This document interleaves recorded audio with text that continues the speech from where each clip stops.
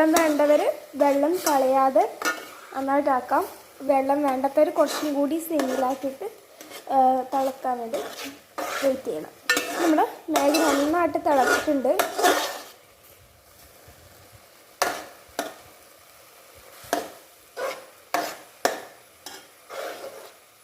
അപ്പോൾ നമുക്കിത് മാറ്റിയെടുക്കാം. ബാക്കി കഴിഞ്ഞിട്ടുണ്ട്, നമുക്കിത് മാറ്റിയെടുക്കാം.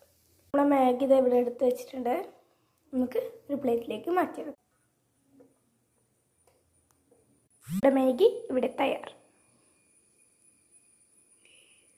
മാഗി ടേസ്റ്റ് ചെയ്യാം.